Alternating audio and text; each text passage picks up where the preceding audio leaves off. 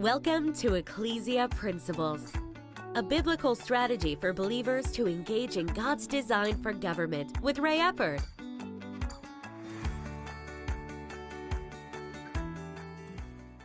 Hello, glad you could join us again today. We're going to continue talking about what I call the Ecclesia principle of balancing self-government and centralization. Now, in talking about this last week, we kind of laid a foundation for things. We saw that God in Genesis 1:26 gave to Adam, and Adam alone at that point in time, dominion over the earth. If you would, he established self-government. Self-government is the basis of everything that functions here on this planet. It is to be the basis of all government and everything like that. But God did make Eve, and then we see in verse 28 where God said he gave them dominion. So it was just first Adam, but then it was Adam and Eve, and they both had dominion. Now, in Genesis 2:15, God told Adam to tend and keep the garden, or as some more newer translations say, cultivate and protect the garden. The garden was if you would, a small part of the whole earth. If you look at the beginning of Genesis chapter 2, it basically tells us that Eden was the only place that there was vegetation, because it actually says that no plants had grown in the earth. Therefore, God planted a garden eastward in Eden. And he told Adam to cultivate and to protect the garden. Now, the protecting of the garden would have been keeping out the devil, keeping Satan out, keeping Lucifer out. In other words, it was a God-honoring culture. At that point, he was supposed to keep it that way, but he was supposed to cultivate it. So often when people look at the phrase when God told them to be fruitful and multiply, they just think of having children. Well, Adam was supposed to take that small section of land, and by that I'm not saying it was like a half an acre or anything like that. No, percentage-wise of the earth. He was supposed to take that small piece of earth and expand it throughout the world. He was to cultivate it. He was to fill the earth, replenish the earth with a garden that God had given him. Now, with that though, we began to track the development of centralization. And I just want to do some reviewing here before we start going further. But we saw that in Genesis, the early part of Genesis, we start seeing, especially in some of the genealogies, it starts listing those who developed bronze and iron. It lists those who developed stringed and wood and wind instruments. It talks about those who made tents and who domesticated animals. At that point, what that is identifying is centralization. In other words, you can't develop a stringed instrument. Now, let's go back. They had zero musical instruments. They had to figure out how it would make the sound, how to make it, the wind instruments, all of that. They began to do that, which took time.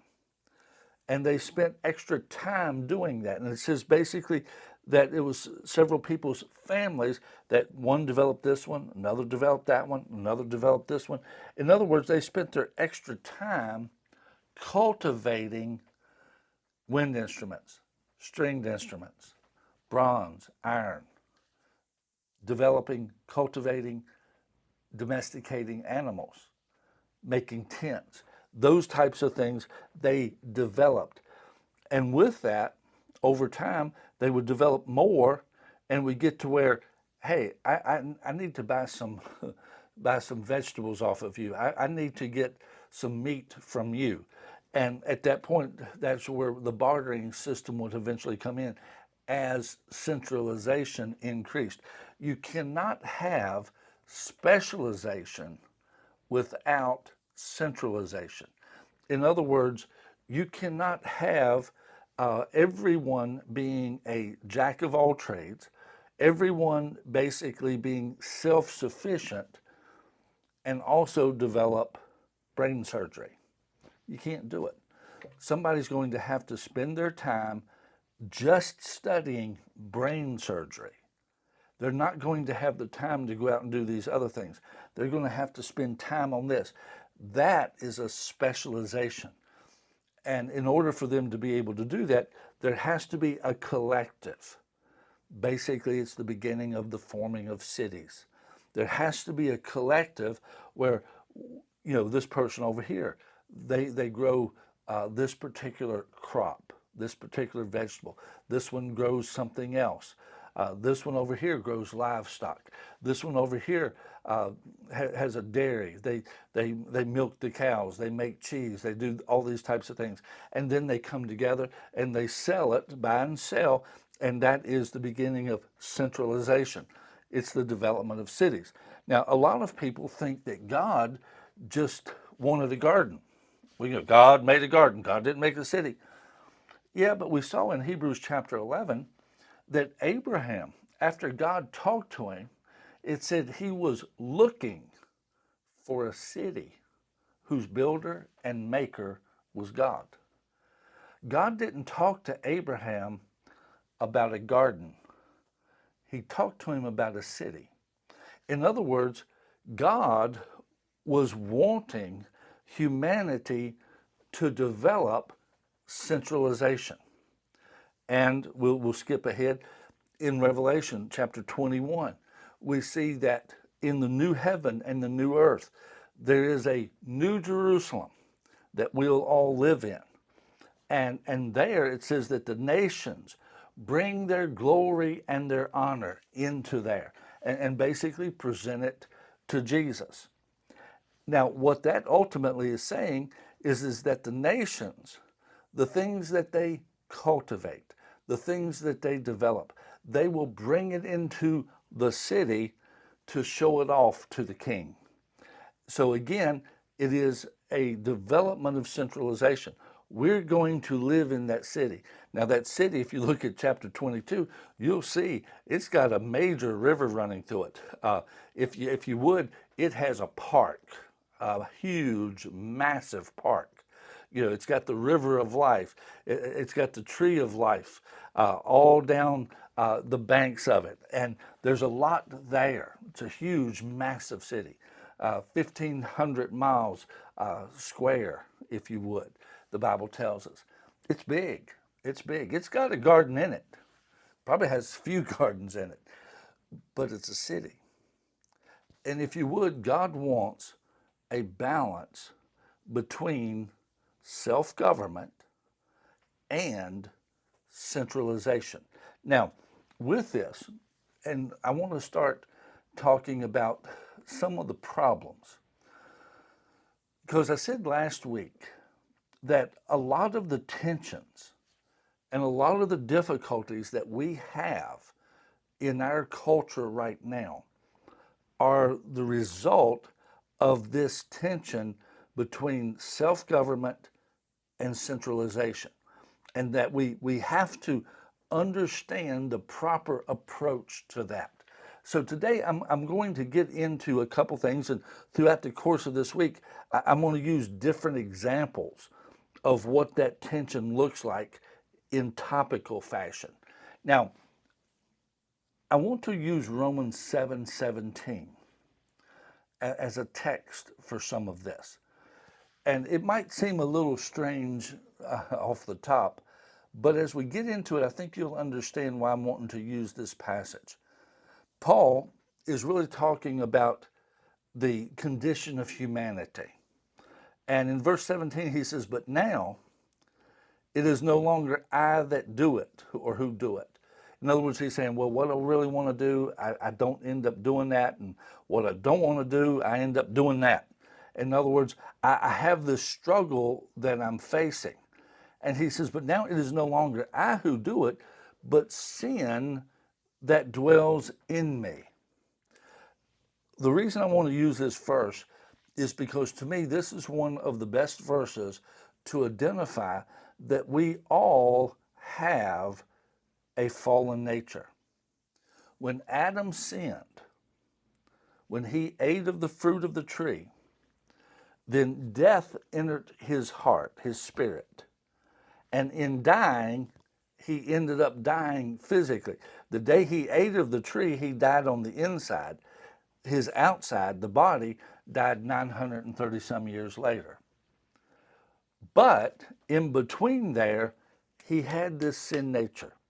That sin nature in our flesh is what makes us want to do the things that we don't really want to do. Our heart doesn't want to do them. Our mind tells us that we shouldn't do it. And then here we go. And we did it. And some people, well, the devil made me do it. No, it wasn't the devil made you do it. You did it. You did it. It was that sin nature that you yielded to in that situation. You say, well, what does this have to do with self-government and centralization?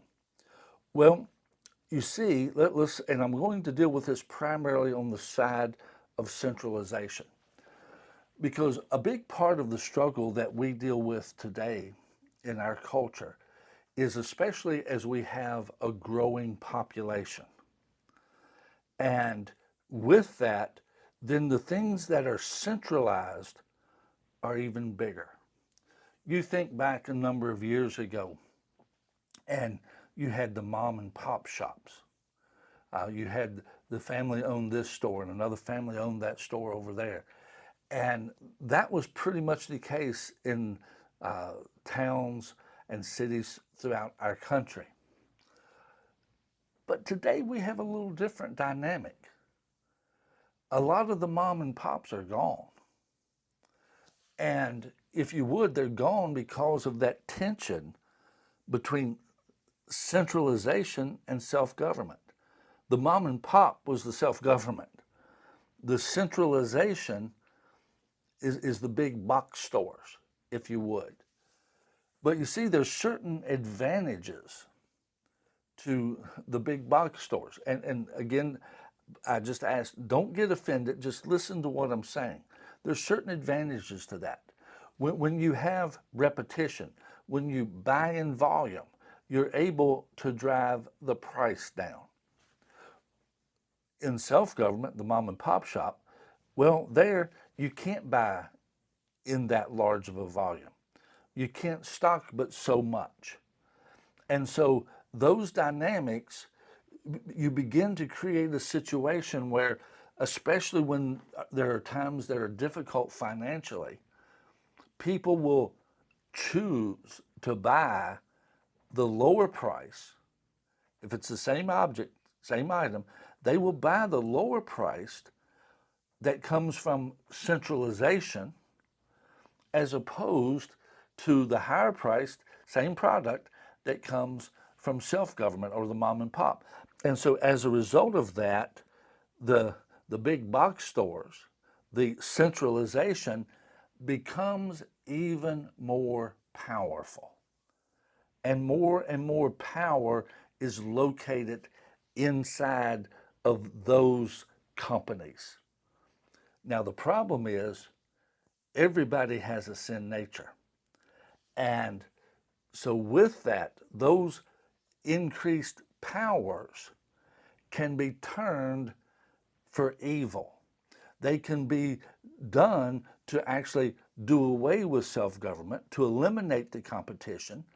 And there needs to be a balance so that this has to be protected without destroying the centralization. Well, we're out of time, but join us again tomorrow and we'll continue this. God bless you.